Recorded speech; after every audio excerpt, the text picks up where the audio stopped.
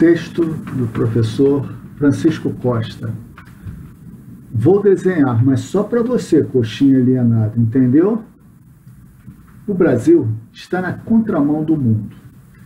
Desde a década de 50, o Fundo Monetário Internacional, FMI, tem o mesmo receituário para todos os países, sem considerar grau de desenvolvimento e endividamento, potencial econômico, tamanho do PIB. E o que está neste receituário?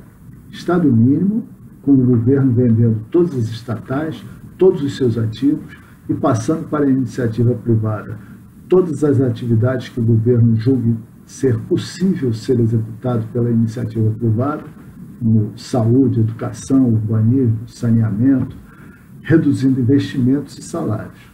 Convivemos com essa desgraça por décadas, desde antes da ditadura militar, pagando juros ao FMI e executando as ordens que vinham de Washington. Vieram os governos petistas e praticaram política inversa. O Estado fortaleceu as estatais. A Petrobras cresceu enormemente e as empresas particulares com potencial de crescimento acelerado, a JBS Friboi se tornou a maior produtora e exportadora de proteína animal do mundo. A Odebrecht ficou entre as 10 maiores empreiteiras do mundo. Aumentou salários, reajustando o mínimo pela inflação do período e mais um percentual proporcional ao crescimento do PIB, criou leis de proteção e incentivo à indústria nacional, criou programas sociais, aumentando o meio circulante, mais dinheiro na praça, fortalecendo o mercado consumidor e, por consequência, a produção. Mas veio a crise mundial. Na Península Ibérica, Portugal e Espanha, chegaram a ter um desempregado em cada 3 trabalhadores. E Lula, aqui, afirmou que o que lá era uma onda recessiva, aqui chegaria como uma marolinha. Foi ridicularizado. E mais não tivemos que uma marolinha. Logo os países europeus perceberam o porquê da situação deles, de quebradeira, desemprego, queda do consumo, agitação social, o receituário do FMI, e passaram a trilhar o caminho inverso, fazendo lá o que Lula vinha fazendo aqui, fortalecendo o mercado interno, o Estado, e praticamente já se recuperaram. Esta semana tivemos um fato significativo. Aliás, 2. Trump taxou a importação do ferro e seus derivados, diversas ligas como o aço, em 25%, e o alumínio e seus derivados em 10%. E não agendou nenhum encontro com Temer e os diplomatas brasileiros na próxima reunião da Cúpula das Américas a realizar-se em Lima, no Peru. Essa não é a primeira nem segunda demonstração de desprezo de Trump pelo Brasil. E há mais por trás do que supõem os menos atentos. Costumam comparar Trump a Bolsonaro. Os bolsonaretes chamam o capitão de Trump brasileiro. E o próprio Bolsonaro já se intitulou assim. Se observarmos o modo de ser, broncos, grossos, mal-educados, machistas, xenófobos, realmente há alguma semelhança, mas que para por aí. Enquanto Bolsonaro foi militar por pouco tempo, logo tornando-se um parasita no parlamento, está no 7º mandato consecutivo, tendo apresentado um único projeto de lei durante todo esse tempo, reprovado na Comissão de Constituição e Justiça, por ser anticonstitucional. Não foi nem sequer considerado, indo ao plenário, mostrando em cada entrevista que não tem condições sequer de administrar a própria vida. Enquanto isso, Trump é um rico e bem-sucedido empresário, conhecendo política e as manhas do mercado. As últimas eleições norte-americanas foram mais significativas que a esquerda mundial percebeu, merecendo uma leitura mais profunda e atenta. Hillary Clinton era a candidata do sistema, do establishment, da especulação internacional, do imperialismo, do FMI, do Federal Reserve, da chamada Nova Ordem Mundial, da manutenção do status quo do mundo. Hillary era a candidata da burguesia e da classe média. Trump, do proletariado norte-americano. E não foi por outro motivo a intromissão cibernética da Rússia nas eleições americanas. Trump é o terceiro presidente não maçom nos Estados Unidos. Os outros foram Lincoln e Kennedy, ambos assassinados, o que também diz muito. Hillary não seria, é mulher, mas teria a assessoria de Bill, o marido maçom.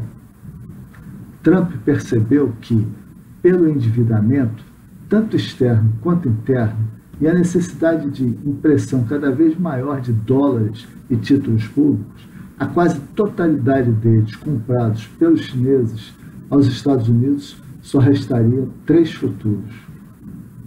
A. Acentuar as suas garras imperialistas para buscar fora as riquezas que já não produz dentro, provocando mais insurgências e guerras localizadas, obrigando a mais despesas do Tesouro Americano com os militares. B. Uma forte recessão com hiperinflação, um repeteco aproximado dos anos de 29, mas com piores consequências. Ou C. Provocar uma guerra de grandes proporções, possivelmente a Terceira Guerra Mundial.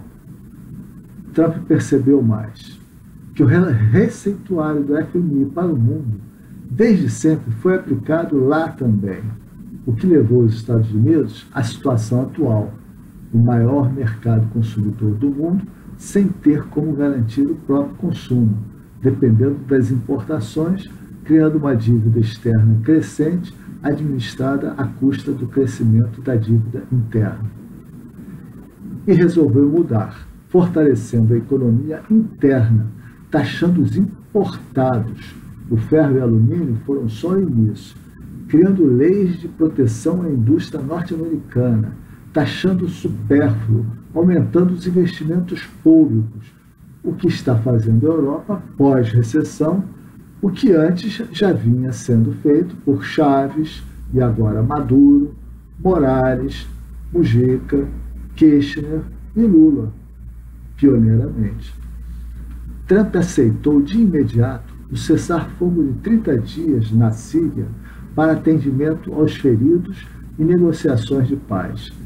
Em maio, vai à Coreia do Norte para sentar-se com Kim Jong-un para combinar a desmilitarização daquele país e, antes disso, vai sentar-se com Maduro na Cúpula das Américas, o que aponta para a diminuição dos investimentos militares redirecionados para a produção interna norte-americana, diminuindo o desemprego e a dependência dos Estados Unidos ao exterior. Trump está na contramão da política norte-americana praticada desde o fim da Segunda Guerra, 1945, até agora. Ficará cada vez mais antipático externamente porque todos os países direcionaram as suas exportações ao mercado quase único, Estados Unidos. Com Trump revendo a política de portas abertas, criará dificuldades para os vendedores que tinham comprador certo e internamente, porque a mídia, lá como cá, é porta-voz da elite, fabricando robôs para defender os seus interesses. Para a burguesia, contrariar o status é contrariar o Estado, a ordem natural das coisas, de uma classe explorar a outra. E chegamos à pergunta final e crucial. Por que esse desprezo, quase aversão, de Trump pelo Brasil e o governo brasileiro? O golpe dado numa presidente legitimamente eleita foi justamente para interromper o projeto que vinha na contramão do receituário do FMI. Inclusive, Lula quitou a nossa dívida com o FMI e ainda emprestou 10 bilhões. Hoje somos credores desse organismo. Contra os interesses norte-americanos de então e do qual Trump é dissidente. Prova disso é que, contando com a vitória de Hillary, considerada certa em todo o mundo, do Federal Reserve, do Banco Mundial, da OEA, do FMI, da maçonaria, da chamada Nova Ordem Mundial, a Rede Globo, porta-voz deles aqui, mandou o âncora do seu principal telejornal para lá para ser o mestre de cerimônias da vitória do imperialismo, acabando por noticiar a vitória de Trump como se num velório, como se anunciasse a morte de um dos irmãos marinhos, os donos da Globo. Este é o motivo do desprezo de Trump. O Brasil continua fiel aos derrotados lá, executando a política que o mundo abandonou, inclusive os Estados Unidos, na contramão do mundo e da história. Trump acha que os maiores e mais ricos consumidores do mundo não têm como conviver com o maior lumpenproletariado, alijados do consumo pela miséria do mundo, no mesmo país, ao contrário do que acham Temer e a direita brasileira, burra, covarde, vassala, primária, medíocre.